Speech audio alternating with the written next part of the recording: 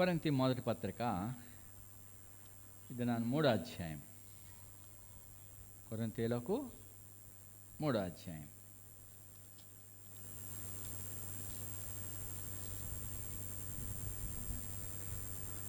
మొదటి కొరింథీ 3వ అధ్యాయం.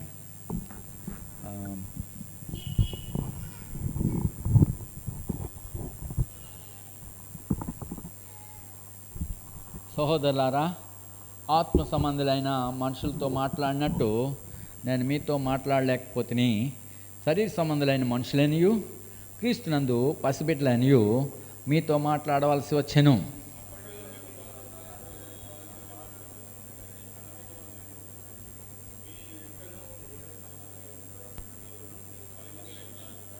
మీలో అసూయయు కలహమును ఉండగా మీరు శరీర సంబంధులై మనుష్యరీతిగా నడుచుకుని వారి కారా?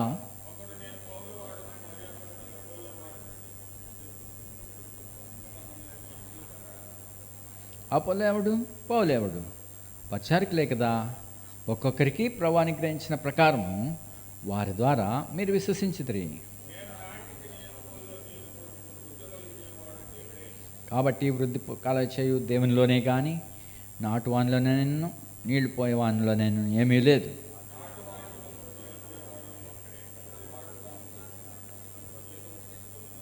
మేము దేవుని జత పనివారమై ఉన్నాం, మీరు దేవుని వ్యవసాయమును దేవుని గృహమునై ఉన్నారు.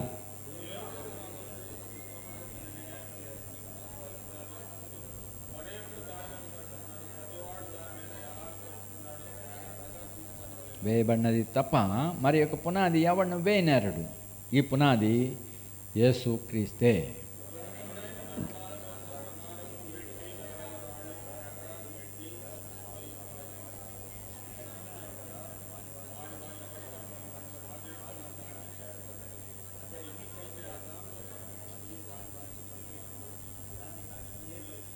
పునాది మీద ఒకటి కట్టిన పని నిలిచినేళ్ళ వాడు జీతం పుచ్చుకొను.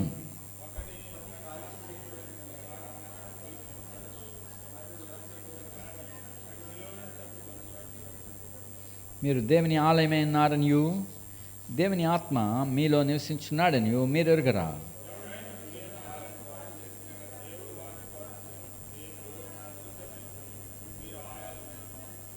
ఎవడును తను తాను మోసపరుచుకొనకూడదు. మీలో ఎవడైనను ఈ లోకమందు తాను జ్ఞాని అని అనుకునేళ్ళ జ్ఞాని అగినట్లు వేరువాడు కావలెను. జ్ఞానులను వారి కుయుక్తులు ఆయన పట్టుకును, మరియు జ్ఞానుల యోచనలు వ్యర్థములని ప్రభు నాకు తెలియను అని వ్రాయబడినది. పౌలైనను అపోలైనను కేఫాయనను లోకమైన జీవమైనను మరణమైనను ప్రస్తుతం అందున్నవైనను రాబోనవైనను సమస్తమును మీవే. ప్రార్థించుదాం. నమ్మకమైన దేవా, కృపగల తండ్రి, నీ పిల్లలముగా కలిసి నీ వాక్యం ఎద్దకు వచ్చింటిమి.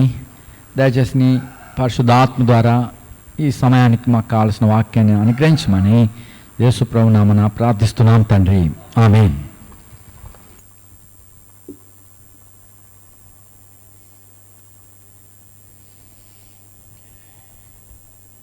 కొరింథీలకు మరి అపోస్తలుడైన పౌలు అక్కడ భయముతోనూ వణకుతోనూ మరి అక్కడ పరిచయం చేయాల్సి వచ్చింది.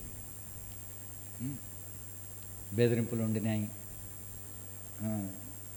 అలాంటి పరిస్థితుల్లో మరి ఎంతో జాగ్రత్తగా దేవుని యొక్క వాక్యంను ఆయన వారికి ప్రకటించినాడు.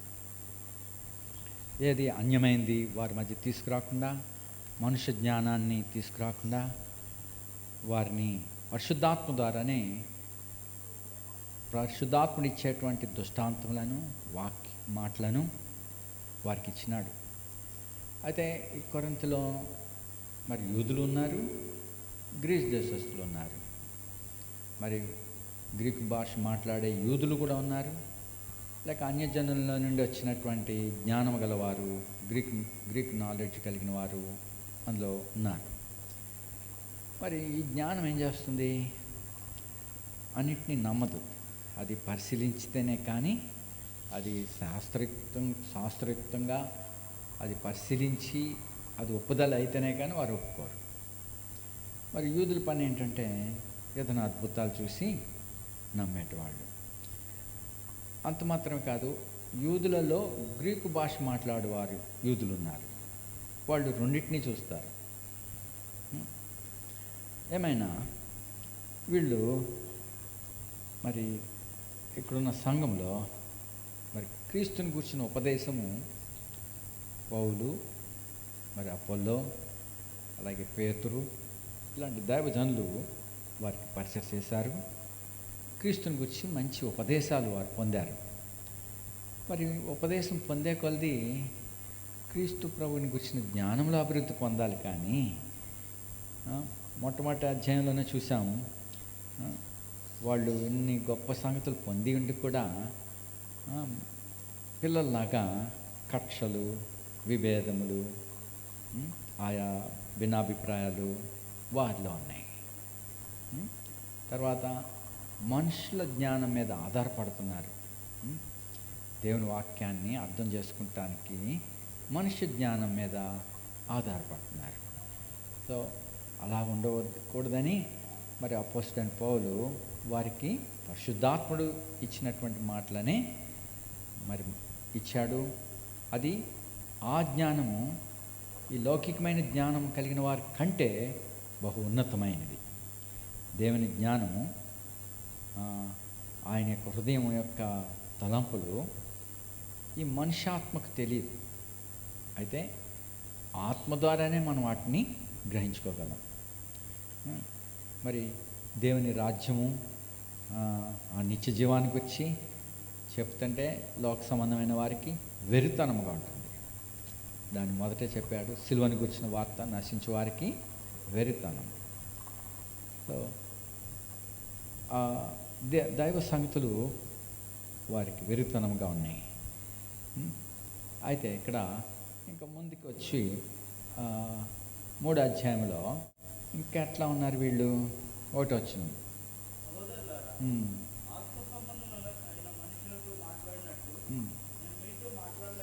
ఆత్మ సంబంధమైన మనుషులుగా ఉండాల్సింది. ఇప్పుడు వాళ్ళు ఎంత రూపాంతరం పొందాలి, ఎంత అభివృద్ధి పొందాలి, ఎంత గొప్ప పరిచర్య వారి మధ్య జరిగినప్పుడు ఎంత అభివృద్ధి ఉండాలి. అయితే వారు ఇంకా ఆత్మీయులైన మనుషులుగా కాలేదు. మరి ప్రభుని అనుసరించేటివారుగా కాలేదు. ఎలా ఉన్నారంట వారు ఇంకా. కానీ ఎలా ఉన్నారు? శరీర సంబంధులైన మనుషులైనవి. సో పసిపిల్లలు వారు మనుషులు కారు. అంటే మనిషి అంటే పర్ఫెక్షన్, పరిపూర్ణతలోకి వచ్చిన మానవుడు. అంటే ఇప్పుడు పసిబిడ్డ ఉంటారు, చిన్న బాలుడు ఉన్నాడు, వాడు ఇంకా బాలుడు. వానికి అన్ని అవయవాలు ఉన్నప్పటికీ అన్నీ కూడా మరి చూస్తాడు, అనేక సంగతులు గ్రహించుకోలేడు, అనేక అక్షరాలు ఉన్నాయి, వాటిని ఇంకా అభ్యసించలేదు. మరి మాట్లాడుతుంటే అన్నిటినీ ఇప్పుడు గ్రహించుకోలేరు. వారు ఇంకా శిశువులుగా కొంచెం ఎదిగిన బాలురుగా ఉంటా ఉన్నారు. సో బాలురికి బోధించాల్సినవి మూల పాఠాలు.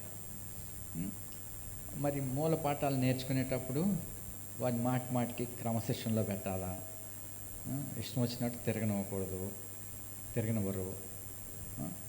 మరి దినమంతా స్కూల్లో వాళ్ళకి నేర్పిస్తూ ఉంటారు. అది పసిపిల్లలు, మరి కొంచెం ఎదిగిన బాలికలు వాళ్ళకి మరి గొప్ప గొప్ప పాఠాలు వాళ్ళకి చెప్పినా గ్రహించుకోలేరు. క్రమక్రమంగా వారు ఎదగాల్సి ఉన్నారు. అయితే ఇక్కడ వీళ్ళు ఇప్పటికి ఎలా ఉండాల్సిన వాళ్ళు? ఆత్మీయమైన మనుషులుగా ఉండాలి, ఎదిగినటువంటి మనుషులుగా ఉండాలి. కానీ ఇప్పుడు ఎలా ఉన్నారు వీళ్ళు? శరీర సంబంధమైన మనుషులే అనియో క్రీస్తునందు. ఇప్పుడు పసిబిడ్డ ఉన్నారు, తప్పేం కాదు, బిడ్డ ఎదగాల్సి ఉన్నది. పసిబిడ్డని ఎంతో జాగ్రత్తగా చూసుకొనాలా. వారేమి నాకు స్నానం చేయించు, నా బట్టలు వెయ్యి, నేను మలవిసర్జన చేశాను అని చెప్పుకోరు వాళ్ళు. వారిని పట్టించుకొని చూడాల్సి ఉన్నారు. అయితే ఆ బిడ్డలను మనం జాగ్రత్తగా పెంచాల్సి ఉన్నాం. మరి వారు దినదినము ఎదుగుతుండగా, నెల నెల ఎదుగుతుండగా, మరి ఆ ఎదుగుదలకు తగినట్టుగా వారు జ్ఞానంలో అభివృద్ధి పొందుతూ ఉంటారు. అయితే ఇక్కడ వీళ్ళు ఎలా ఉన్నారు, ఇంకా ఇన్ని సంగతులు వారికి చెప్పబడినాను, ఎన్నో గొప్ప కార్యాలు వారి మధ్య చేయబడినాను, ఇంకను పసిపిల్లలుగా ఉన్నారు. పసిపిల్లలు ఏముంటాయి, పసిపిల్లలకి లేక పిల్లలకి ఎలా ఉంటారు, వారిలో కపటం ఉంటుంది, ద్వేషం ఉంటుంది, కోపం ఎక్కువ ఉంటుంది, వారు అసూయపడతారు. ఇవన్నీ పిల్లలకు ఉండే లక్షణాలు. వారు ఎదిగితే అవన్నీ మానివేస్తారు. మరి ఇప్పుడు కొంతమంది ఎదిగిన వారే ఉంటారు, వయసుని బట్టి వాళ్ళ మనసు ఇంకా పసిపిల్లలుగా ఉంటారు. పసిపిల్లలు అంటే ఇక్కడ 2 విధాలుగా ఉన్నాయి. ఒకటి శరీర సంబంధంగా పసిపిల్లలుగా, మరి 2 విషయాలు చెప్తున్నాడు. ఆత్మీయమైన విషయాల్లో పసిపిల్లలుగా కాదు, ఎదిగిన వారిగా ఉండాలి. భౌతికమైన రీతిగా అయితే పిల్లలను పోలి ఉండాలి. చిన్న బిడ్డల వంటి విశ్వాసం మీరు కలిగి ఉంటేనే కానీ అంటాడు. అంటే విశ్వసించినప్పుడు, ఏమైనా మాట చెప్పినప్పుడు వారు నమ్ముతారు గమ్ముని. అలాగే ఏ ప్రశ్న లేకుండా విశ్వసించేటి వాళ్ళు పిల్లలు. విశ్వాస విషయంలో అట్లా పసిపిల్లల వలె విశ్వసించాలా. మరి అంతేగాని శరీర సంబంధంగా పసిపిల్లలుగా ఉన్నవాళ్ళు మామూలుగా వారిలో కక్షలు, ద్వేషములు, కోపములు, దొంగతనాలు, ఇవన్నీ బుద్ధులు చిన్నపిల్లల్లో ఉంటాయి. అలా ఉన్నారు మీరని, ఆత్మీయంగా మీరు అలా ఉన్నారని ఇక్కడ అపోస్తలుడు వారితో చెప్తున్నాడు. మరి ఇప్పుడు ఇన్ని సంగతులు అయినాక చూడండి, హెబ్రీల్లో, మరి హెబ్రీలకు రాసిన పత్రికలో అపోస్తలుడు అక్కడ విశ్వాసులతో అంటున్నాడు. హెబ్రీలకు 5వ అధ్యాయంలో, హెబ్రీలకు 5 ఇక్కడ ప్రభువైన యేసుక్రీస్తుని గురించిన సాక్ష్యమును పైన చెప్తూ, మరి యేసు ప్రభుని ప్రత్యక్షపరుస్తున్నాడు అక్కడ. ఆయన మెల్కీసెదెకుగాను సమస్తానికి మొదట సమస్తమునకు ఆధారభూతుడు. ఆయన సమస్తమున ఆయన ద్వారా ఆయన కొరకు నిర్మింపబడ్డాయి. ఆయన శరీరంలోనికి వచ్చాడు. చూడు 7వ వచనంలో,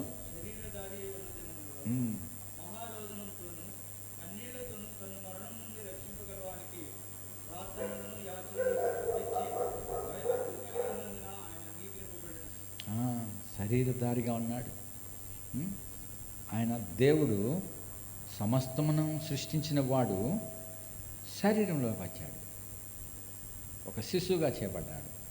ఆ శిశువు ఎదుగుతున్నాడు.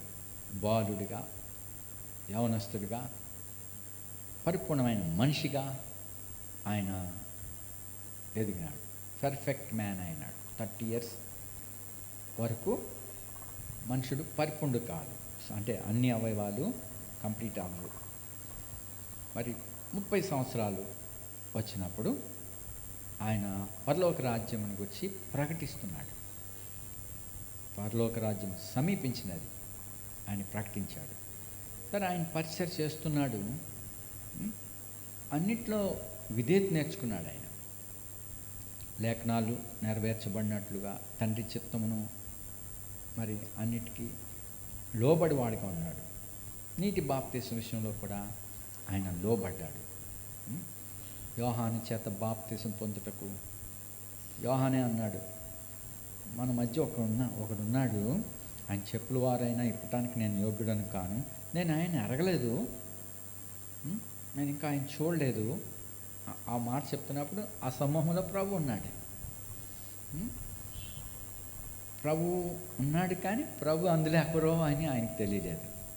అయితే పరిశుద్ధాత్ముడు ఆయనకు చెప్పినాడు, నువ్వు బాప్తీసం ఇచ్చినప్పుడు ఎవరి మీద అయితే దేవుని ఆత్మ పరిశుద్ధాత్ముడు దిగి వస్తాడో ఆయనే మెస్సయా అని చెప్పి సూచన ఇచ్చినాడు. కానీ ఆ జనసమూహంలో ఉన్న ఒక వ్యక్తిని ఎవరో ఆయన ఇంకా కనుగొనలేదు. కానీ సెన్స్ వచ్చింది, మన మధ్యలో ఒక ఆయన ఉన్నాడు, లేక నా వెనక వచ్చినవాడు ఒకడు ఉన్నాడు, ఆయన చెప్పులు వారినైనా నేను ఇప్పుడు పాత్రుడని కాను అని చెప్పాడు. తర్వాత మరి ఆయన నీటి బాప్తిసం పొందినప్పుడు మరి దగ్గర ముట్టుకున్నప్పుడు అంటే ఒక పాపాత్ముడు తన పాపములను ఒప్పుకొని పశ్చాత్తాపడి నీటి బాప్తిసాన్ని పొందుతున్నాడు. ఆ వరుసలో ఆయన కూడా వచ్చేసాడు. కానీ ప్రభు దగ్గరికి వచ్చేసరికి ఇప్పుడు ఆత్మీయుడి కాబట్టి సెన్స్ వచ్చింది. గర్భంలో ఉండగానే యోహాను పరిశుద్ధాత్మతో ఉన్నవాడు. యేసు తల్లి ఇంకా గర్భంలో ప్రభు ఉండగా ఇతను కూడా 6 నెలల గర్భిణీ తల్లి గర్భంలో 6 నెలలలో ఉన్నాడు. అప్పుడే శిశువుగా ఉన్నటువంటి ప్రభుని గర్భంలో మరి గర్భంలో ఉన్న శిశువు తల్లి వచ్చినప్పుడు ఎలిజబెత్లో ఉన్న యోహాను గంతులు వేశాడు. ఇప్పుడు డైరెక్ట్గా ముట్టుకున్నాడు. వద్దు ప్రభా, నేను నీ చేత బాప్తీసం పొందవలసిన వాడిని అంటే నా చేత బాప్తీసం పొందడానికి వచ్చావా అని నివారించినాడు. ప్రభు అన్నాడు, నీతి యావత్తు నెరవేరుటకే ఇప్పటికీ కానిం అని చెప్పి విధేయత చూపించాడు. ఎప్పుడైతే నీటి బాప్తిజం పొందాడో వారి లోకం తెరవబడింది. తండ్రి చెప్పినాడు, ఒకటి, ఈయనే నా ప్రియకుమారుడు, ఈయన యందు నేను ఆనందించున్నాను. అదే మాట యేసుప్రభుకు కూడా తండ్రి చెప్పాడు, నీవు నా ప్రియకుమారుడు, నీ యందు నేను ఆనందించున్నానని మార్కులు అంటాడు. సో మరి ఇక్కడ జనసమూహం అంతటికీ వినేటట్టుగా ఈయనే నా ప్రియకుమారుడు అనే శబ్దం వచ్చింది. అయితే ఈయన మాట వినుడి అని చెప్పలేదు. ఇంకా ఆయన ఇంకా అనేక శ్రమలు గుండా వెళ్ళాల్సి ఉన్నారు. ఆయన ఇంకా విధేయత నేర్చుకోవాలి. ఇంకా పరిపూర్ణుడు కాలేదు ఆయన. ఇప్పుడు ఆయన ప్రార్థనలు యాచనలు సమర్పించినాడు. నిందలు అవమానాలు గుండా ఒక మనుషుడిగా నిందింపబడినప్పుడు మనిషి ఎలా ఉంటాడు? నిందలు మోపినప్పుడు మేలు చేసి ఏ విషయంలో ఆయన మీద రాళ్ళు వేయగోరుతున్నారు, ఏ కీడు చేశాడని, ఒక గుడ్డివానికి కన్నులు తెరిచినందుక, లేక కుష్ఠరోగిని బాగు చేసినందుకునా, లేక పక్షవాతం కలిగిన వాడిని ఆశ్చర్యరీతిగా స్వస్థపరిచి తన బెడ్ ఎత్తుకుని పోయినట్లుగా మరి చేయగలిగినాడు. అతని పాపములను క్షమించినాడు. ఇవన్నిట్లో ఏ విషయమై ఆయన రాళ్ళ మీద రాళ్ళు తీసుకొడదాం అనుకున్నారు. అయినా ఒక మనుషుడిగా నిందలు వచ్చినప్పుడు తట్టుకోలేరు కదా. అయినా ఆయన మరి దేవునికి ప్రార్థిస్తున్నాడు. ఆయన మనసు, ఆయన ఓర్పు ఇసికించినప్పుడు, ప్రజలు అన్యాయంగా అతని మీద నిందలు మోపినప్పుడు ఏ రీతిగా సహించుకోవాలో నేర్చుకున్నాడు. ప్రార్థన చేస్తున్నాడు. వారి పాపములను, తనను బాధ పెట్టిన వారి కొరకు వారు శిక్షించబడాలని ప్రార్థించలేదు. కానీ వారు ఏం చేస్తున్నారో వారు ఎరగరని ప్రార్థన చేశారు. ఆయన ఎవరిని గురించి చెప్తున్నారో వారు ఎరగరు. ఆయన ఏం కాబోతున్నాడో అని వారు ఎరగలేదు. లేకపోతే మహిమాస్వరూప దేవుణ్ణి వాళ్ళు సిలువేయకపోయా ఉండేవారు. వారు ఎరగలేదు. అయితే వారు పెట్టిన శ్రమలకి మరి ఆయన ప్రార్థనలు యాచనలు చేశాడు. యాచన అంటే అడుక్కున్నాడు. ఏమని అడుక్కున్నాడు? వారిని క్షమించమని అడుగుతున్నాడు. అలాగా భయభక్తులు కలిగి అంగీకరింపడ్డాడు. చూడండి 8వ వచనంలో,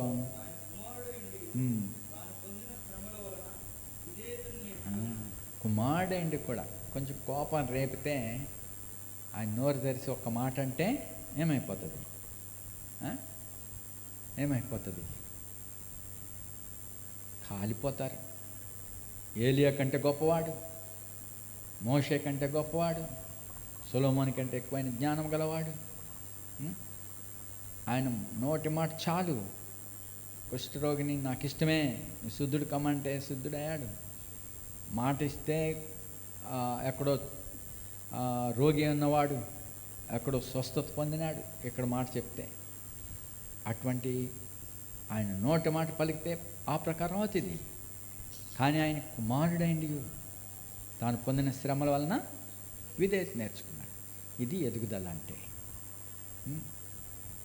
మొన్న డేవిడ్ అన్న ఒక విషయం జ్ఞాపకం చేస్తున్నాడు. షాలెం ప్రేయర్ హౌస్లో కొంత తిరుగుబాటు వచ్చింది. ఆ టైంలో శరీర సంబంధమైన మనుషులుగా ప్రవర్తించారు మా ఎదుట. మార్టిన్ గారు ఆ పోర్టుకో కింద కూర్చుంటే ఆవిడ కొద్దిమంది ఆయన ఇసిగించాలని మోటార్ సైకిల్ మీద ఆ చెట్టు దగ్గర నుంచి ఆయన ఇక్కడ కూర్చున్నారు. ఆ చెట్టు దగ్గర నుంచి ఇలా బర్రంట అవతల కాంపౌండ్కి, మందిరం ఉన్న కాంపౌండ్కి వెళ్ళేవాడు. కొద్దిమంది నడకలో మారిపోయారు. ఒక డిసిప్లైన్ కలిగిన దైవజనుడు ఆయన. ఎంత క్రమాన్ని నేర్పించాడు, క్రమాన్ని ప్రేమించేవాడు. ఆయన ఎదుట అక్రమంగా నడుచుకుంటున్నారు. ఆయన ఎదుట విసిగించి రీతిగా కేర్లెస్గా ఆయనని విసిగించడానికి, ఆయన కోపం రేపటానికి మరి శరీర సంబంధులుగా మరి చాలామంది ప్రవర్తించారు. మోటార్ సైకిల్ మీద వచ్చేవారు, ఏదో మీదకి వచ్చేస్తున్నట్టు ఆ గేట్ దగ్గర నుంచి దిగి మీద అలా నడుచుకుంటూ వచ్చేవారు. ఓ దినాన్ని ఆ గుంపులో కొద్దిమంది అలాగే వస్తుంటే నాకు చాలా కోపం వచ్చింది. దైవజన్ ఎదుట ఈ రీతిగా వాళ్ళు నడుస్తాం ఏంటి అని చాలా ఎక్కువైన కోపం నాకు వచ్చింది. ఆ తీవ్రమైన కోపానికి నా కళ్ళు చీకటి అయిపోయినాయి. కళ్ళు కనపడతలే కోపం. మార్టిన్ గారు ఏం అనలేదు. చూడండి పాప, వాళ్ళు ఎలా నడుస్తున్నారో, యాక్షన్లు వేస్తున్నారు వీళ్ళు అని నేను కూడా ఆయనకి నాకు వచ్చిన కోపాన్ని బట్టి ఆయన్ని చూపిస్తున్నాను. ఆయన ఏం అనలేదు. రే, devil deceived them. The deeds are not of them. వాళ్ళ దగ్గర నుంచి వాళ్ళు కాదు, వాళ్ళు అలా చేయటానికి దయ్యము వాళ్ళని మోసగించింది, ప్రేరేపిస్తుంది అని చెప్పాడు. అయినా నాకు ముందు కోపం వచ్చింది. ఆ కోపానికి తీవ్రంగా చూశాను. నా కోపానికి వాళ్ళు మాడిపోలేదు, కానీ నా కళ్ళు పోయినాయి. నేను వాస్తవమే చెప్తున్నాను, ఎందుకనగా దేవుని సన్నిధిలో నేను చెప్తున్నాను కాబట్టి ఇది వాస్తవంగానే నేను చెప్తున్నాను. నా కళ్ళు కనపడలేదు, చీకటి అయిపోయినాయి. మరి ఆ ఉదయాన్ని నేను చదివాను వాక్యాన్ని, 37వ కీర్తన చదివాను. ఏంటా కీర్తన? చూడండి, 37వ కీర్తన. ఆ దినభాగం నాది. చెడ్డవారిని చూసి వ్యసన పడకము, దుష్కార్యములు చేయవానికి వచ్చి మత్సరపడకము. వారి గడ్డి వల్లనే త్వరగా ఎండిపోతారు, పచ్చని కూర వల్లనే వాడిపోదురు.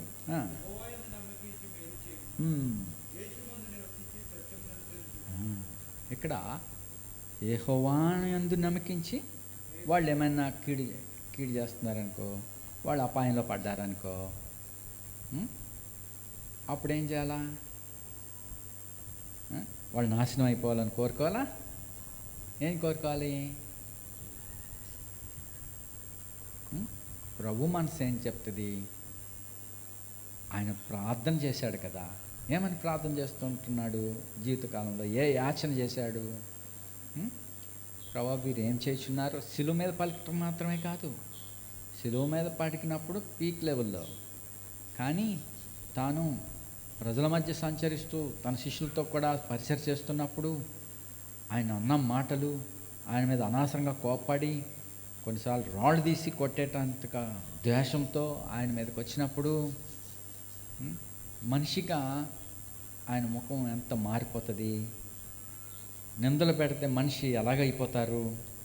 కొట్టక్కర్లేదు, నింద పెడితే చాలు. సో ఒక మనిషిగా ఆయన బాధపడినవాడు. అయితే ఆ బాధలో ఇప్పుడు శరీరరీతిగా ఆయన ప్రవర్తించలే. మహిమాస్వరూపియగు దేవుడైన ఆయన ద్వారా సమస్తం కలిగినాయి. అంత గొప్పవాడు మనుషుడిగా చేయబడ్డాడు. ఆయన ఎవరిని దూషించలేదు, ఎవరిని శపించలేదు. ఆయన భరించినాడు. అది ఎదుగుదల. మరి ఇక్కడ చెడ్డవారిని చూసినప్పుడు నిజంగానే వ్యసనం వస్తుంది. వాళ్ళు అభివృద్ధి పొందుతారు, కానీ అలాగుంటారు, పచ్చని గడ్డి వలె ఎదుగుతారు. కానీ అది కోయబడిన వెంటనే వాడిపోతుంది. అలాంటి వారు కొరకు కూడా మేలు చేయమంటున్నాడు. వాళ్ళు మేలు చేయరు, మళ్ళా కీడే చేస్తారు.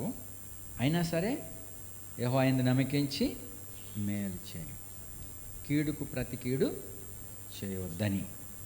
తర్వాత దేశమందు నివసించి ఇప్పుడు సత్యము ప్రభువైన యేసుక్రీస్తు, యేసుప్రభుని అనుసరించమని ఉన్నది. తర్వాత మరి ఇంకేం చేయాలి? చెడ్డవారిని చూసి వ్యసన పడతా ఉండమని కాదు. 4వ వచనం,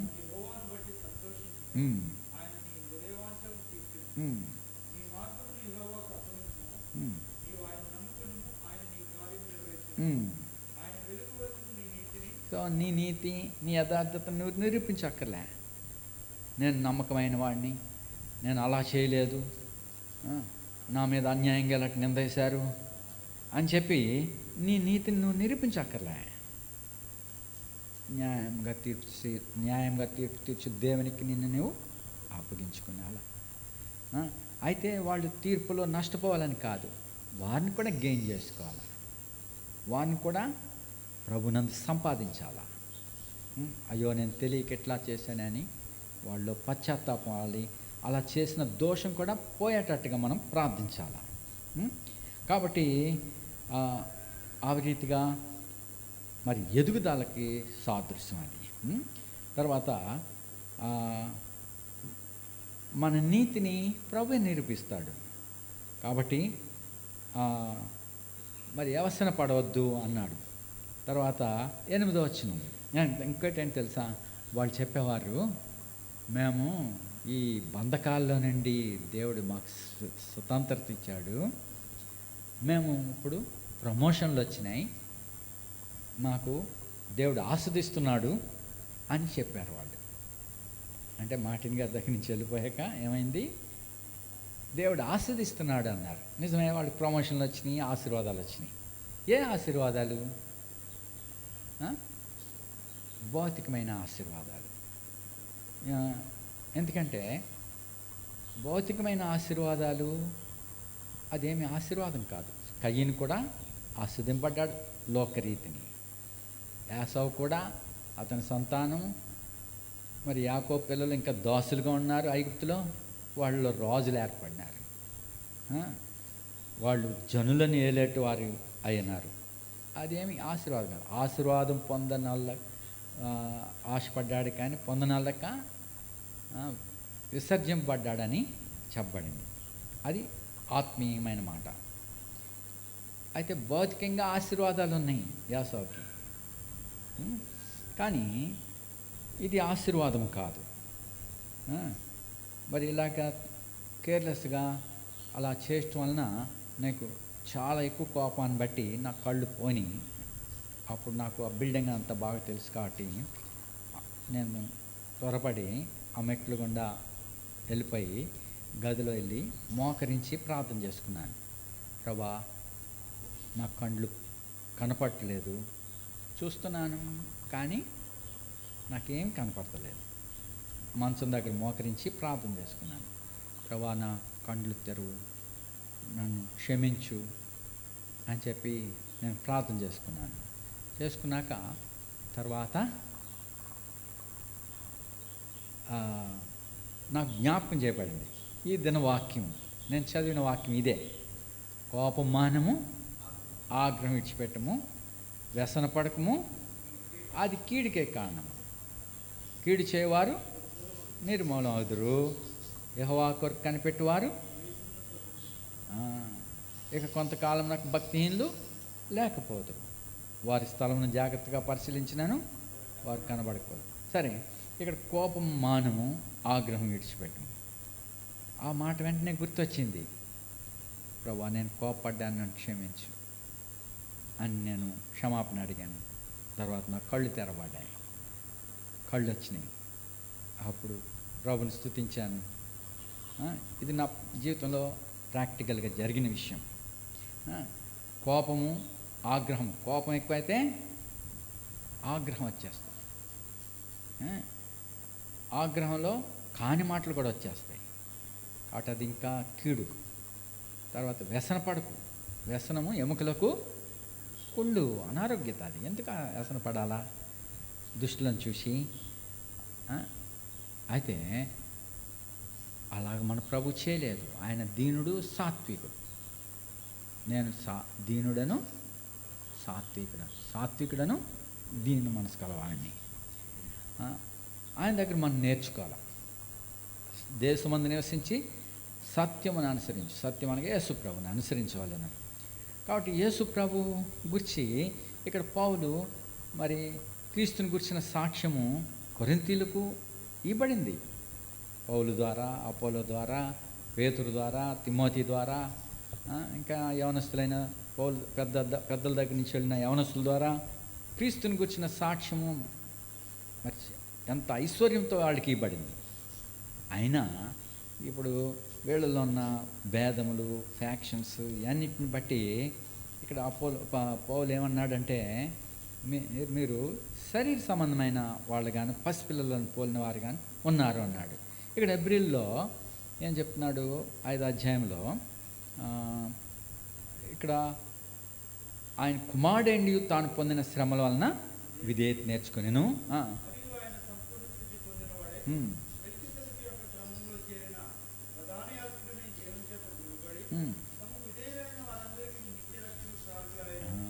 కాబట్టి ఇప్పుడు ఆయన సంపూర్ణ సిద్ధి పొందినాడు. సో శ్రమల ద్వారా విధేయత నేర్చుకున్నాడు, శ్రమల ద్వారా పరిపూర్ణతలోనికి వచ్చాడు. చూడండి 2వ అధ్యాయంలో 10వ వచనం: ఎవని నిమిత్తం సమస్తం ఉన్నవో, ఎవని వలన సమస్తం కలిగినాయో,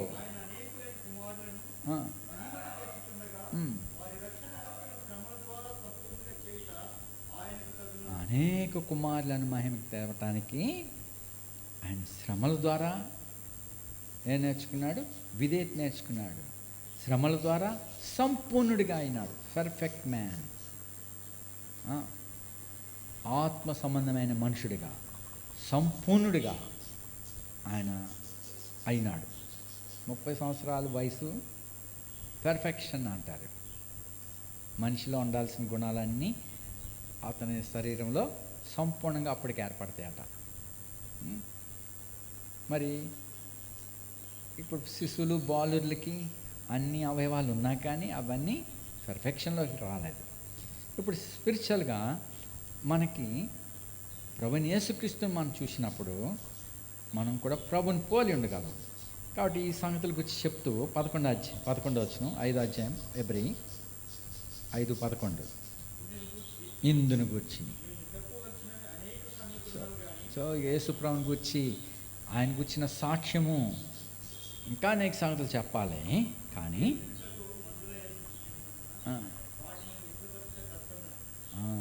వినుటకు మందులు అంటే గ్రహించుకోలేని స్థితిలో పిల్లల్లాగా గొప్ప సంగతులను ఆత్మీయమైన ఆత్మీయమైన బలమైన ఆహారం వాళ్ళకి పిల్లలకి పెడితే వాళ్ళకి అరగదు, కక్కేసుకుంటారు, లేక వాంతులు విరోచనాలు అవుతాయి, వారు తినలేరు. కాబట్టి ఇలాగనే ఉన్నది వీళ్ళకి. మీరు వినుటకు మందులైనందున విశుద్ధపరచట కష్టము. ఎలా అన్నాడు మళ్ళీ 12.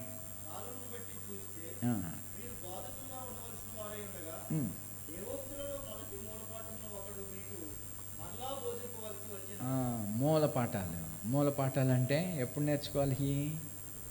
ఎల్కేజీలో ఉన్నవాళ్ళు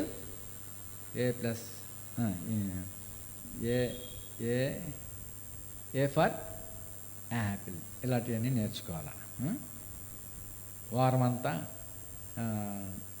ఫస్ట్ ఇయర్లో అంతా సండే మండే ఇలా నేర్చుకోవాలి. జనవరి ఫిబ్రవరి అలా 1 2 3 4 5 ఇలాగ అన్నీ మూల పాఠాలేమై. అయితే ఇంకా వీళ్ళు పసిపిల్లలుగా ఉన్నట్టున్నారు. కాలంను బట్టి చూస్తే మీరు బోధకులుగా ఉండాల్సిన వారంటే మొదటి మూలపాఠం అంటే మొదటి సండే మండేలు కంటపెట్టే పాఠాలలోనికి వచ్చారు. ఒకడు మీకు మరలా బోధింపవలసి ఉంది, చెప్పినయే మళ్ళా చెప్పాల్సి వస్తుంది. అందుకని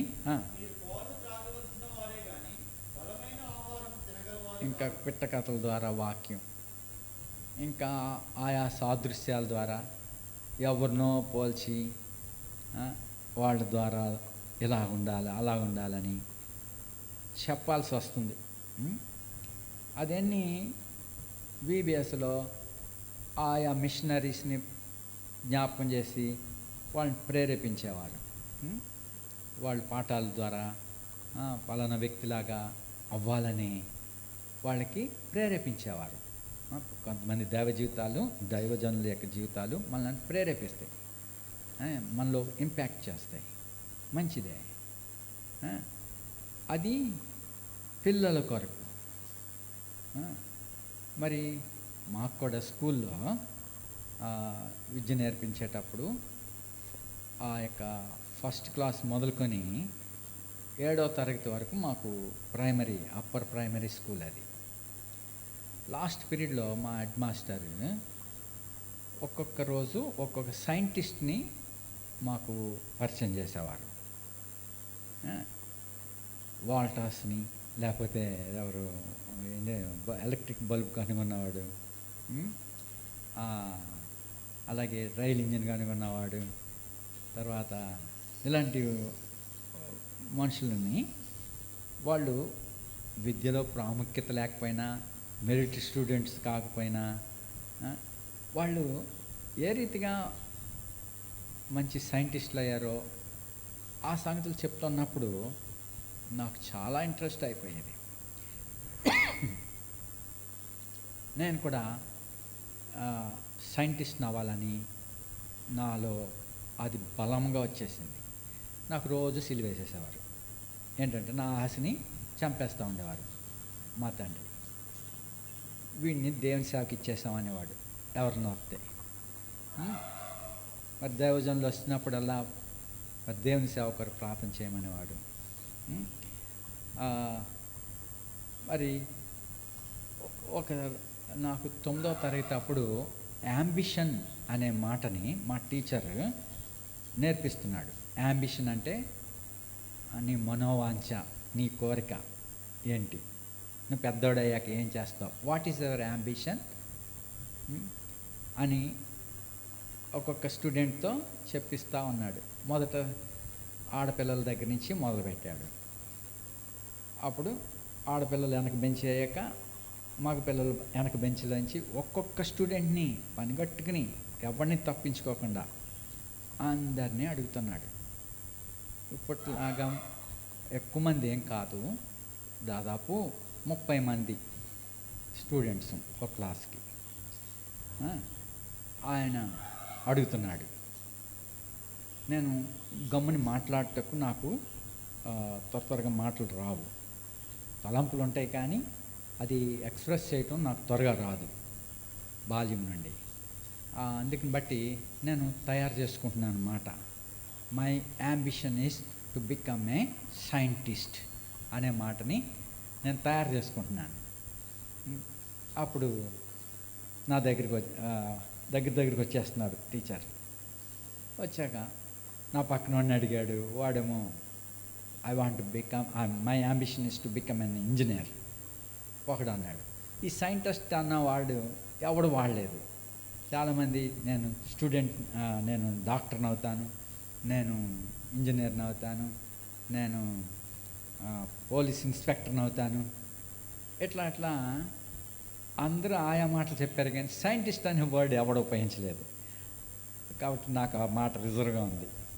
కాబట్టి నేను ఎంతో సంతోషంతో ఉన్నాను. కానీ మాట్లాడటకు నాకు త్వరపడి రాను. కాబట్టి my ambition is to become a అనేలాగా మిగిలిన స్టూడెంట్స్ అందరూ గట్టిగా అరిశారు. ప్రీస్ట్ అన్నారు. ఏంటి ప్రీస్ట్? రోమన్ క్యాథలిక్లో, ఆ ఊర్లో రోమన్ క్యాథలిక్ చర్చ్ ఉంది. అక్కడ వాళ్ళ పాదరుల్ని ఏమంటారు? ప్రీస్ట్ అంటారు. కాబట్టి వాళ్ళ అర్థం అదేమో. కానీ నా మీద అందరు స్టూడెంట్ నేను సైంటిస్ట్ అని చెప్పనివ్వలేదు. ప్రీస్ట్ అని గట్టిగా అరిశారు. సో ఆ రీతిగా నేను అక్కడ కూడా చంపబడ్డాను. నా ఆశ చంపబడింది. సో ఇప్పుడు ఇది బాల్యంలో మనకి ఒక్కొక్కరి జీవితాన్ని జ్ఞాపకం చేసి మనలను ప్రేరేపిస్తారు. కానీ అవి మూలపాఠాలలాగాను, మరి ఆయా స్టేజెస్లో ఉన్నటువంటి వయసుకు తగినటువంటి సాదృశ్యాలు అవి. కానీ మనం చూడాల్సింది పర్ఫెక్షన్లోనికి రావాలంటే యేసుప్రభుని ఎరగాలి మనం. ఆయనలో అన్నీ జరిగినాయి. ఏ దైవజండ అయినా ఆ స్థితికి రాగలిగిన అంటే క్రీస్తు జీవం ఆయతంలోనికి వచ్చింది కాబట్టి. అంతేగాని భక్త సింగారు అలాగని చెప్పుకొని ఆయన ఇలా చేశాడు అలా చేశాడని గొప్పలు ఉన్నాయి. అయితే అలాగ అవటానికి కారణం ఏంటి? ఆ రూట్లోకి రావాలి మనం. అదే రూట్లో మనం క్రీస్తు మీద మనం ఎదగవలసిన వారమైనాం. కాబట్టి ఇక్కడ కాలాన్ని బట్టి చూస్తే మీరు బోధకులుగా ఉండాల్సింది పోయింది. అయితే దేవోక్తుల్లో మొదటి లెసన్స్ మీకు చెప్పాల్సి వస్తుంది. ఎవరినెవరినో సాదృశ్యంగా కాకి కథ, కుక్క కథ, నక్క కథ, అడవిలో కథలు, లేక ఎవరో దైవజనులు వీళ్ళని మీరు ప్రేరేపించి చెప్పాల్సి వస్తుంది. అలా కాదు. అవి అవసరమే, ఆ స్టేజ్కి తగినట్టుగా అవన్నీ అవసరమే. కానీ ఎదిగిన వారికి ఎవరో జీవితం ఇంపాక్టింగ్ కాదు, అవన్నీ యేసుక్రీస్తును అనుసరించుటయే ప్రాముఖ్యమైనది. కాబట్టి ఇక్కడ వీళ్ళ గురించి ఏం చెప్తున్నాడు? మీరు పాలు త్రాగవలసిన వారే కానీ బలమైన ఆహారము తినగలవారు కారు.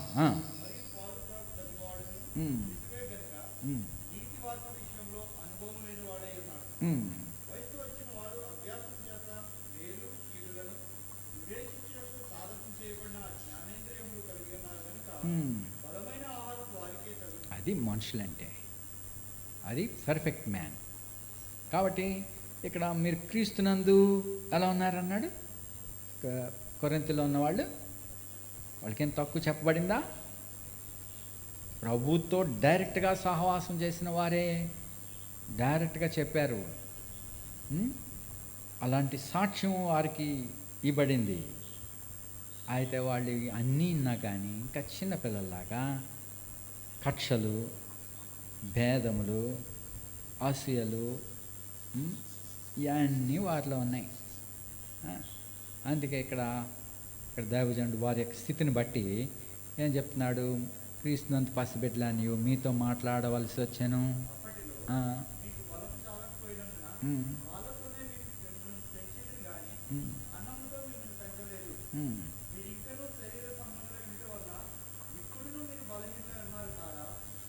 సో వాళ్ళు ఇంకా చిన్నవాళ్ళుగా, పసిపిల్లలుగా ఉన్నారు, శరీర సంబంధులుగా ఉన్నారు, ఆత్మీయమైన వాళ్ళుగా కాదు. ఇంకేమన్నారు? 3వ వచనం,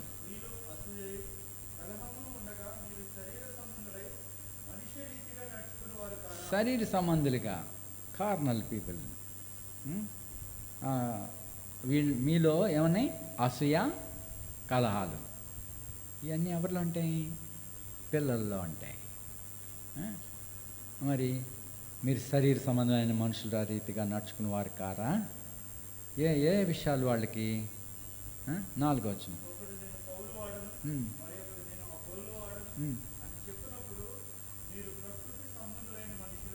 ప్రకృతి సంబంధులు, నేచురల్ మ్యాన్. 3 రకాల మనుషులు. ఏం మనుషులు వీళ్ళు? ఇక్కడ మొట్టమొదట ఉపయోగించిన మాట 3వ అధ్యాయంలో 1వ వచనంలో ఆత్మ సంబంధమైన మనుషులు అని ఉద్దేశించాడు. 2వ రకం వాళ్ళ మధ్యలో ఎలా ఉన్నారు? వీళ్ళు శరీర సంబంధులు, శరీర సంబంధులైన మనుషులు. 3వది ఏమన్నాడు ఇక్కడ? మీరు ప్రకృతి సంబంధులైన మనుషులు. 4వ వచనంలో 3 రకాలైన మనుషులు. చెప్పండి ఇప్పుడు, వరుసగా చెప్పవచ్చు. ఫస్ట్ శరీర సంబంధమైన మనుషులు, 2 ప్రకృతి సంబంధులు, 3 మెచ్యూరిటీలో వస్తే ఆత్మ సంబంధులైన మనుషులు. కార్నల్ పీపుల్ అంటే శరీర సంబంధులు. మరి మొదట మనం అందరం శరీరమే కదా, ఆత్మీయులు కాలేదు. ఆత్మీయమైన సంగతులు అపేక్షించే వారంగా లేదు. ఇంకా శరీర సంబంధమైన కథలు, లోకరీతిన ఉండుట, లౌకిక జ్ఞానము, ఇవన్నీ శరీర సంబంధమైనవి. ప్రకృతి అంటే న్యాచురాలిటీ. వాళ్ళు ఎలాంటి వాళ్ళు? కొన్నిటిని ఒక్కోసారి అక్కడ పద్ధతిని బట్టి ఆత్మీయంగా ఉన్నట్టుంటారు, ఇంకొక రీతిగా పోతే శరీరం రావంటారు. అటు చంద్రు ఇటు చంద్రు. ఆత్మీయుల అంటే ఆత్మీయులు కారు. ఆత్మీయత తెలీదంటే తెలుసు, కానీ ఆత్మీయులు కారు. సరే, శరీర సంబంధులా అంటే శరీర సంబంధులు కూడా అందులో ఉంటారు. వాళ్ళు అసూయలు ఉంటాయి, ద్వేషములు ఉంటాయి. మళ్ళీ ఏమైనా చెప్పేదానికి ఆత్మీయులు అయిపోతారు. ఆత్మీయులుగా ఉన్నట్టుగా ఉంటారు కాదు. వీళ్ళని మధ్యలో ఉన్నవాళ్ళు ప్రకృతి సంబంధులు. సరే, ఇక్కడ వీళ్ళు ప్రకృతి సంబంధమైన మనుషులు కారా? ఒకడు పౌలు వాడిని, ఇంకొకడు అపోలో వాడిని, ఇంకొకడు కేఫా వాడిని. సరే, పౌలు ఎవడు, అపోలో ఎవడు? ఎవరు వాళ్ళు? ఎవరి పరిచారకులు? క్రీస్తు ఎవరి సేవకులు వాళ్ళు? ఎవరి సేవకులు? దేవుని సేవకులు. ఇప్పుడు ఒక వ్యవసాయదారుని పొలంలోనికి కూలికి మనల్ని పిలిచారు అనుకో. మరి ఇప్పుడు మెట్ట ప్రాంతాల్లో వాళ్ళు మిరప నారు నాటేటప్పుడు, టొబాకో నారు నాటినప్పుడు ఎంతోమంది లైన్లో ఉంటారు. ఒక్కోసారి 40 మంది, 50 మంది ఉంటారు. నాట్లు నాటేటప్పుడు ఒక 80 మంది ఒకే పొలంలో నాట్లు నాటేవారు. నేను మా తండ్రి పొలంలో నేను చూస్తూ ఉండేవాడిని. ఒకే దినాన్ని 80 మంది ఇంకా వస్తామని చెప్పి అడిగి వచ్చేవారు. సో వాళ్ళందరూ ఒక వ్యవసాయ యజమాని, భూస్వామి యొక్క కూలివారు. అందులో ఎంతమంది పనిచేస్తారు? ఒకడు నారు పీక్కొని వస్తాడు, ఒకడు నారు కట్టలు విసురుతాడు, ఒకడు ఈ కూలీలందరూ వరుసల్లో నాటుకుని వస్తారు ఒక పద్ధతిలో. సరే, ఎక్కడ పడితే అక్కడ నాటితే మనకేం తెలియదు అనుకో. ఈ మిరపనారు నాటినప్పుడు అప్పుడు కూడా ఒక 40 మంది 50 మంది లైన్లో ఉంటారు. ఒక పొడుగునే ఏదో ఒక తాడు పట్టుకుంటారు. ఆ తాడుకి ఆ లెక్క ప్రకారం గుర్తు పెడతారు. ఒక ఈత ఆకు ముడేస్తారు అనుకుంటా.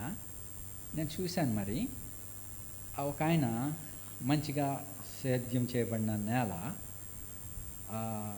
లో అక్కడ ఒకడు పట్టుకుంటాడు, ఇక్కడ ఒకడు పట్టుకుంటాడు. తాడు కర్ర పట్టుకుని గట్టిగా లాగుతారు.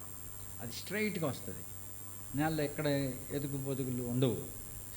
నేల సమానంగా పెట్టినాక అప్పుడు ఆ తాడుని గట్టిగా లాగి అప్పుడు ఒక వ్యక్తి ఆ తవ్వుగోలు ఉంటుంది, అది ఎక్కడైతే ఆ మార్కింగ్ ఉందో ఆ తాడు దగ్గర పొడుస్తాడు, పొడుచుకుంటే వెళ్ళిపోతారు.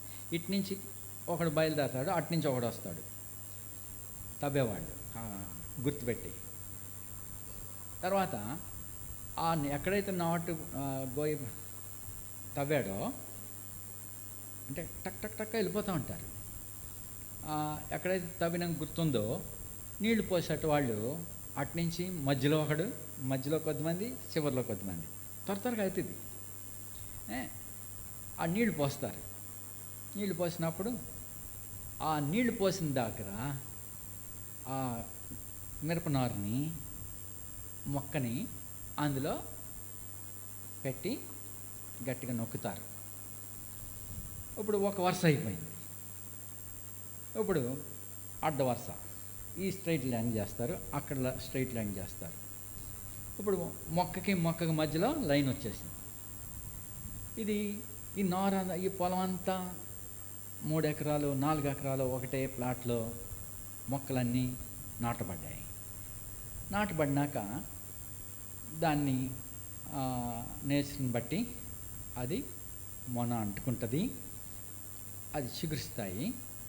తర్వాత దాన్ని దొయ్యలు వేస్తారు. దీని అంతటికి ఎంతోమంది పనేవారు కావాలి. ఆ తర్వాత ఆ మొక్క ఎదిగినాక నేను చూసినప్పుడు ఏ లైన్ అయినా సరే తప్పనిసరిగా తిన్నగా ఉంటుంది. క్రాస్ లైన్ అయినా, నిలువు లైన్ అయినా, అడ్డంగానైనా, ఎటు చూసినా మొక్కలన్నీ ఎలా ఉన్నాయి, క్రమంగా లైన్ ప్రకారం ఉన్నాయి. అలాగే పామాయిల్ తోటను చూశాను, నువ్వు ఏ మూలకెళ్ళి చూడు లైన్ ప్రకారం ఉంటాయి, ఎక్కడ పడితే అక్కడ నాటరు. సో వ్యవసాయం చేసేటప్పుడు ఒక క్రమాన్ని అనుసరించే వాళ్ళు ఒక్కడి వల్ల కాదు, అనేక మంది పనివారు అవసరమైనారు. ఈ పనివారందరికీ ఆ యజమానుడు పనివారినిగా సేవకులుగా స్వీకరించి వారికి జీతం ఇచ్చేవాడు. ఇష్టానుసారంగా నాటేవాళ్ళు కాదు, మధ్యలో అడ్డబిడ్డాలుగా నాటడం కాదు. కాబట్టి మరి నేను నాటి తిని అపోలో నీళ్లు పోసాడు. అపోలో ఎవడు, పౌలెవడు? మొక్కలు మీరు అనుకో. మరి అపోలో ఎవడు, పౌలెవడు? నన్ను అపోలో నాటాడు, లేకపోతే అపోలో నీళ్లు పోసాడు అందుకే నేను బతికాను అంటే సరికాదు. నేను పౌలు నాటాడు కాబట్టి నేను బతుకున్నాను అని అది అనకూడదు. నాటు వానిలోనైనాను నీళ్లు పోయే వానిలోనే ఏమీ లేదు, కానీ వృద్ధి పొందించు దేవుని వల్లనే. సో ఇక్కడ నాటినప్పుడు నీళ్లు పోసినప్పుడు ఒక క్రమాన్ని అనుసరించి ఆ యజమానుడు ఏ క్రమాన్ని నియమించాడో ఆ క్రమం ప్రకారం నాటాలి, ఆ ప్రకారం నీళ్లు పోయాలా. మరి అది నాటిన వ్యవసాయ పని అది. సరే, ఇప్పుడు 8వ వచనం ఒకటే.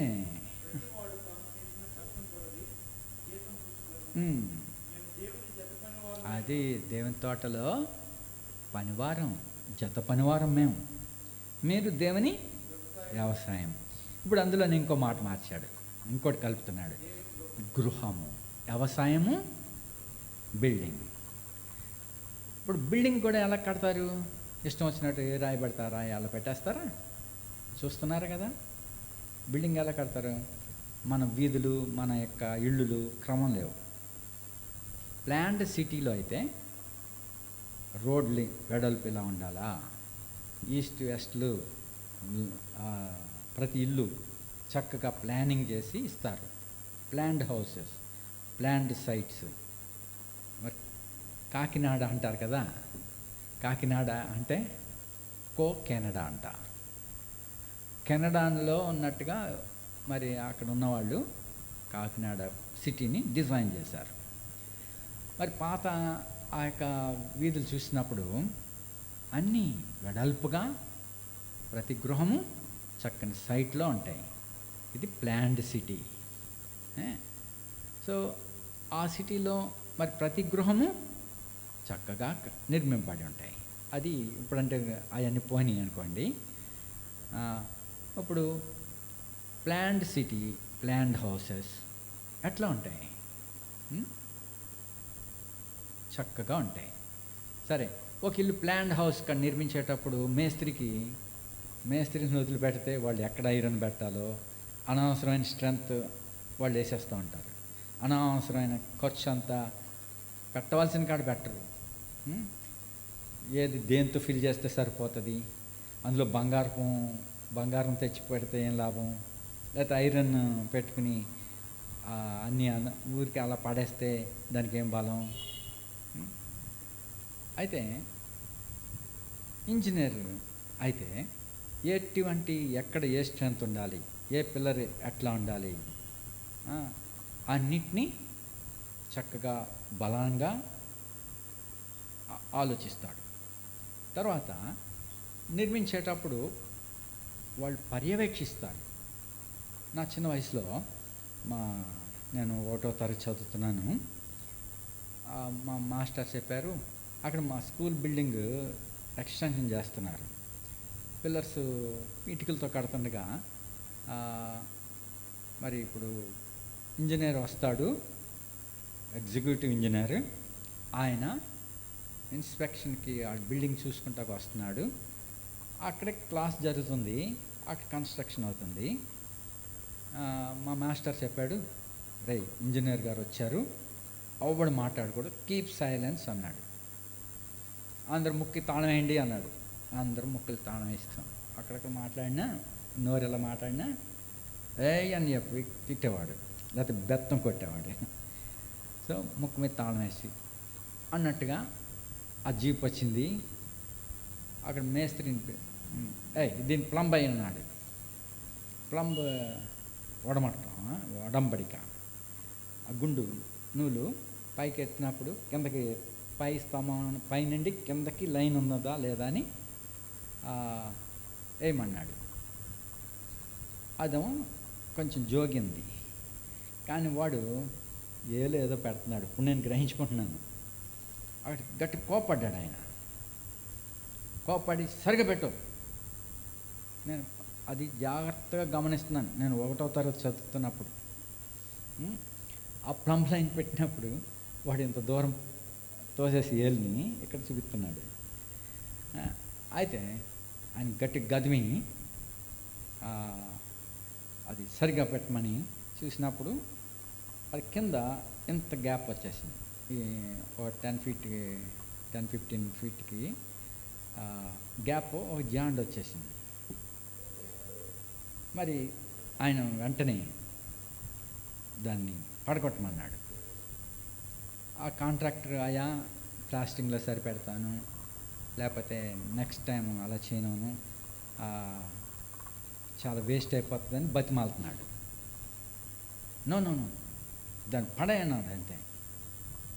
మరి వెంటనే పడగొట్టేంత వరకు ఆయన ఎంత ఖరీదైనా సరే పడగొట్టించి మళ్ళీ వస్తాను, మళ్ళీ ప్రతి పిల్లర్ కరెక్ట్గా లేకపోతే నేను ఈ బిల్ పాస్ అయ్యాను, ఇది పడగొట్టేస్తాము అని చెప్పేసి ఆయన వెళ్ళిపోయాడు. అది నేను కళ్ళారా చూశాను. ఇటుక మరి ఏ క్రమంలో కట్టబడాలి, తర్వాత గోడ ఎట్లా కట్టబడాలి, లంబ లైన్ వేయబడాలి, నీళ్ళు ఆ తాడుకి కట్టాలా. సో ప్లాన్ ప్రకారం ఉండాలి, అది క్రమం. ఇందాక తోట గురించి చెప్పాను. మూలం నుంచి చూసినా క్రమంగా ఉన్నాయి, తిన్నగా చూసినా క్రమంగా ఉన్నాయి, అడ్డంగా చూసినా క్రమంగా ఉన్నాయి. అది వ్యవసాయంలో పనివారు అనేకుల ద్వారా జరిగింది. ఇప్పుడు కన్స్ట్రక్షన్, బిల్డింగ్, దేవుని గృహం అన్నాడా, ఏమన్నారు? ఇల్లు, దేవుని గృహం. మీరు క్రమ జీవితాన్ని కలిగి ఉండాలా. సరే, ఇక్కడ కట్టేవాళ్ళు ఎలా ఉండాలి, కట్టేవాడు ఎలా కట్టాలి? ఇక్కడ ఏమన్నాడు అపోస్తలుడు 10వ వచనం, ఉమ్. ఆర్కిటెక్ట్ మంచి ప్లాన్ ప్రకారం నేర్పరి అయిన శిల్పకారుని వలె పునాది వేస్తుంది. ఏ పునాది అది? 11 వచనం.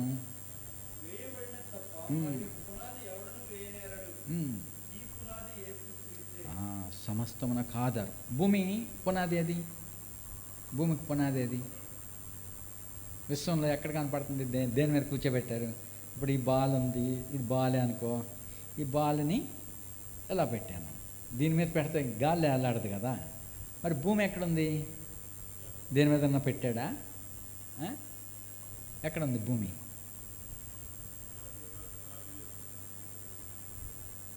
జలములు అన్నీ కలిపి భూమికి భూమి పునాది ఎక్కడ?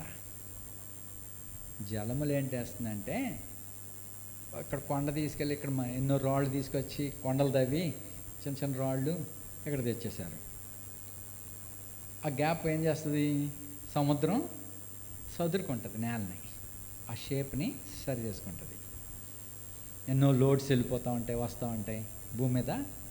అదే అలలు కెరటాలు సముద్రం వచ్చి కొంచెం సస్పెన్షనింగ్ చేసుకుంటుంది. సరే, అది వదిలేయండి. మరి భూమి దేని మీద ఆనుకుని ఉంది చెప్పండి? అప్పుడు జ్ఞానయుక్తమైన మాట ఇది, సైన్స్ మాట. ఈ కొరింథీలో ఉన్న విశ్వాసుల్లో చాలామంది గ్రీకు భాష మాట్లాడే యూదులు ఉన్నారు. జ్ఞానయుక్తమైన మాటలు అవి కావాలి వాళ్ళకి. ఏంటి భూమి మీద దేని మీద ఉన్నది? అట్లాస్ మోస్తున్నాడా? గ్రీక్ పురాణాలు ఏం చెప్తున్నాయి? భూమి అట్లాస్ మోస్తున్నాడంట. మోస్తా అంటే ఆడికి భుజం లాగి ఎవడో ఇంకొకటి మోస్తుంటే ఆ దారిని అట్లాస్ వచ్చాడట. వాడు బాబు కొంచెం భుజం సర్దుకుంటాను, కొంచెంసేపు ఎత్తు పట్టుకోవా అని చెప్తే వాడు బలాఢ్యుడు కాబట్టి భూమిని ఎలా పట్టుకున్నాడంట. ఈ భుజం మార్చుకుంటానన్నవాడు ఏం చేశాడు? పారిపోయాడు. ఇప్పుడు అట్లాస్ చేతిలో భూమి ఉండిపోయిందంట. అది గ్రీక్ పురాణాలు, అబద్ధ పురాణాలు. మరి భూమి దేని మీద ఆధారపడింది? దేని మీద ఉన్నది చెప్పండి?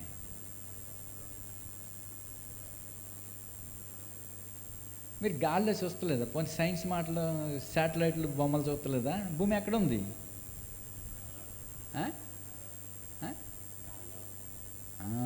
శూన్యంలో ఉంది, వేలాడుతుంది. సూర్యుడు ఎక్కడున్నాడు? దేని మీద ఆధారపడలేదు. చంద్రుడు దేని మీద ఆధారపడ్డాడు? దేని మీద కూర్చోబెట్టలేదు. ఇప్పుడు ఇదంటే ఇది పెడుతుంటే గాలి లేదనుకో, ఇది ఇక్కడ పెడితే ఉన్నది కదా. భూమి అలా లేదు. భూమి ఆకాశంలో దేవుని మాట వలన అలాగున్నది. అక్కడ దాని కక్షలో, ఏ కక్షలో దేవుడు నియమించాడో, ఏ మాట చెప్పాడో ఆ మాట ప్రకారం శూన్యంలో ప్రతి గ్రహము, ప్రతి నక్షత్రము దేవుని మాటను బట్టి కలిగినాయి, దేవుని మాటను బట్టి నిర్వహింపబడుతున్నాయి. ఇంక దేని మీద లేదు భూమి. మీరు ప్రత్యక్షంగా చూడవచ్చు. మీరు శాటిలైట్ నుంచి శాటిలైట్ ఫోటోలు చూడండి, భూమి ఎక్కడ ఉందో. దేవుని మాట, వాక్యం. వాక్యం అనగా ఎవరు? క్రీస్తు, యేసు క్రీస్తు ప్రభు దేవుని వాక్యం అనువాడు.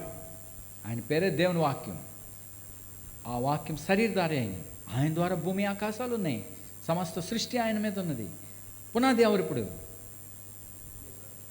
క్రీస్తే పునాది. మరి ఆ పునాదిని అనుసరించాలి. ఆయన వాక్యం మీద మనం ఆధారపడాలి. ఆయన వాక్యాన్ని అనుసరించాలి. ఆయన వాక్యానుసారంగా మనం పరిచయం చేయాలి.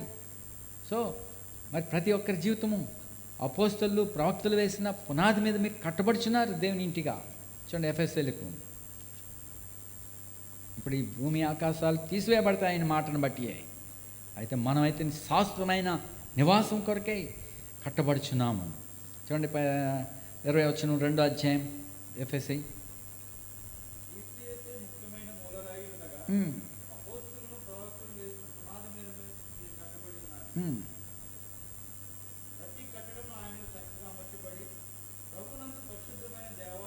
క్రీస్తు చేసే ముఖ్యమైన మూలరాయి ఉండగా అపోస్తలను ప్రవక్తలు వేసిన పునాది మీరు ఈ పునాది క్రీస్తే. ప్రతి కట్టడమును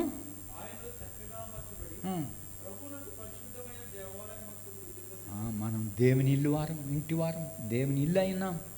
మీ దేహములు దేవుని చేత అనుగ్రహింపబడి మీలో నివసించున్న పరిశుద్ధాత్మకు ఆలయమైనదని మీరు ఎరగరా? కాబట్టి మనం దేవుని ఆలయమై ఉన్నాం. మన జీవితంలో సరైన క్రమంలో కట్టబడాలి. సో ఇష్టానుసారంగా ఎక్కడ పడితే అక్కడ రాయా, మనం అనుకున్నట్టుగా పరిచర్య చేయటం అది కాదు. ఎక్కడైనా మొక్క వేసేయటమే కదా, ఎక్కడైనా పని చేసేయటమే కదా అని ఇదేదో పనులు చేస్తున్నారు కదా ఉపాధి పథకాలు. ఇష్టం వచ్చినట్టు పొలోమంటే వెళ్ళిపోతారు. అయితే అలా కాదు, అది నేర్పరి అయిన పనివారు కావాలి. అక్కడ పనిచేసేట వాళ్ళు పిల్లకాయలు వంటి వారు కాదు.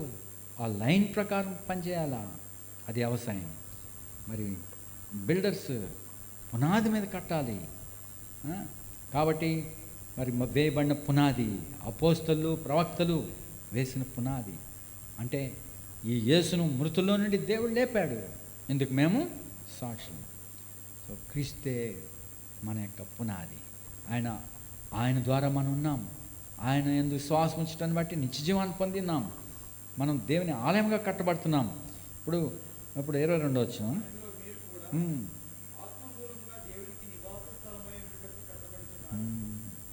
సో అది సరైన గృహం. సరే, ఇప్పుడు ఇంతవరకు మనం చాలును. మనం క్రీస్తుపై ఉన్నామా లేదో? దేవుని వ్యవసాయంలో ఆ పనివారు నాటినారు, దేవుడు వృద్ధి పొందించాడు. ఇక్కడ దేవుని గృహములో సజీవమైన రాళ్ళగా మనం కట్టబడుచున్నాం. ఇక్కడ అపోస్తలుడైన పౌలు, నేను శిల్పకారి అయిన పనివాని వలె పునాది వేస్తుని అన్నాడు. పునాది మీద మరి ఒకడు దాన్ని కట్టుచున్నాడు. కట్టేవాళ్ళు ఎలా చూడాలి? ఎలా కట్టుచున్నాడో జాగ్రత్తగా, మరి ఆ ప్రకారం లేకపోతే అది కూల్చివేయబడుతుంది పరీక్ష సమయాన్ని. సో మరి పునాది మీద మనం నిలిచితే జీతం పోచుకుంటాం. కాబట్టి మన జీవితాలు మరి ఎలాగా అమర్చుకుపడుతున్నామో పరిశీలించుకోవాలి.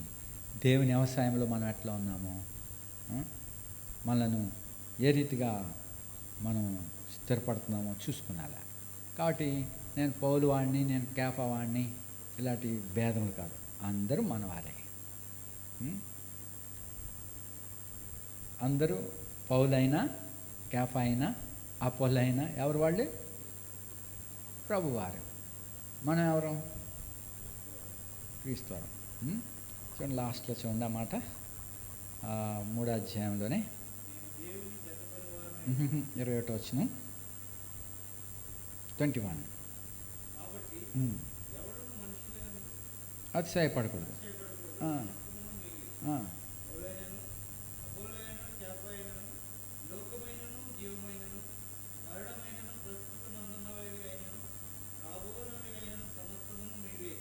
ఇక్కడ మొదట 3 పౌలైనను, అపోల్లైనను, కేఫా అయినను, లోకమైనను, జీవమైనను, మరణమైనను, ప్రస్తుతం ముందున్నవైనను, రాబోయినవైనను, సమస్తము మనయే. పౌలు ఎవడు వాడంటే మావాడే, అపోలో ఎవరు వాడంటే మనవాడే, మన దేవుని సేవకులు, మన యొక్క ఆస్తి వాళ్ళు. మరి సమస్తం మీవే, మీరు క్రీస్తు వారు, క్రీస్తు. సో ఆ ఎదుగుదలలోకి రావాలి. అంతేకాని భేదాలు, ఏదో ఒక మనిషిని బట్టి అతిశయించడం ఇది కాదు. భక్సింగ్ గారిని బట్టి అతిశయించడం, లేకపోతే మార్టిన్ గారిని బట్టి అతిశయించడం, లేకపోతే ఎవరిని గుర్చి అతిశయించడం అలా కాదు. మనం దేవుని వ్యవసాయం అయితే క్రమబద్ధమైన వ్యవసాయం, దేవుని చేత వృద్ధి పొందేటువంటి వ్యవసాయం. అలాగే దేవుని గృహం, దేవుని చేత నిర్మింపబడుతున్నావు, దేవుని చేత నిర్మింపబడిన కట్టడం, అది మనకు అపోస్తలను, ప్రవక్తలను ప్రభు ఇచ్చాడు. ఇవన్నీ మన ఆస్తి. మనం దాని యందు నిలిచి ఉండాలి. అప్పుడు మనం ఆత్మీయమైన వారంగా, సంపూర్ణులుగా ప్రభు పోలికలోనికి మనం తీసుకురాబడతాం. ప్రార్థిస్తాం. నమ్మకమైన నిత్యుడగు తండ్రి, నీ ప్రియకుమారుడైన యేసుక్రీస్తుని బట్టి వందనాలు. ఈ సమయాన్ని నీ పరిశుద్ధ లేఖనాల ద్వారా మాతో మాట్లాడుతూ వచ్చినావు. ఆత్మ సంబంధమైన మనుషులుగా మేము ఎదుగునట్లు ప్రభా మాకు సహాయపడండి. మాకు అన్నీ ఏ లోపము లేకుండా అన్నీ ఇచ్చారు. పరిశుద్ధ గ్రంథము, పరిశుద్ధ ఆత్మని, పరిశుద్ధ దైవజనులను, సంఘమును, సహవాసమును మాకు ఇచ్చారు. ప్రభు ఇందులో మేము ఇంకా శరీరానుసారులుగా, ప్రకృతి సంబంధులుగా కాకుండా ఆత్మీయమైన వారికి ఉంటకు మాకు సహాయపడండి. దేవజనులు వారి వృద్ధాప్యంలో వారు పలికిన మాటలు ఎటువంటి ఎదుగుదలను చూపిస్తున్నాయి. ప్రభా ఆ విషయాలు మాకు జ్ఞాపకం చేస్తూ వచ్చినావు. కాబట్టి ప్రభా మేము శరీరానుసారంగా ప్రవర్తించినప్పుడు దైవజనులు ఏ రీతిగా ప్రేమను చూపించారో ఆ విషయాలు బట్టి నీకు స్తుతి చెల్లిస్తున్నాను. దేవా, అటువంటి ఎదుగుదల మాకును దయచేయండి. ఆత్మ సంబంధులుగా మాట్లాడటకు సహాయపడండి. శరీరసారులుగా కాకుండా క్రీస్తుని అనుసరించటకు, సత్యమును అనుసరించటకు మాకు సహాయపడమని ఈ నీ బిడ్డలందరినీ మీరు ఆస్వాదించి ఆత్మీయులుగా ఉండటకు సహాయపడండి. దేవుని వ్యవసాయంగాను, దేవుని గృహముగాను మరి నిర్మింపబట్టకు మీరే సహాయపడుతున్నామని, అటు పరిసరం మేము చేయుటకు సహాయపడుతున్నామని నీకు అప్పగించుకుంటూ మా ప్రియరక్షకుడు యేసుక్రీస్తు వారి నామమున ప్రార్థిస్తున్నాం తండ్రి, ఆమేన్. Praise lord. మన తండ్రి అయిన దేవుని ప్రేమ, ప్రభువైన యేసుక్రీస్తు కృపయు, పరిశుద్ధాత్మ యొక్క సహవాసం మనకి ఇప్పుడు యుగయుగములకు తోడైనను గాక. ఆమేన్. Praise lord.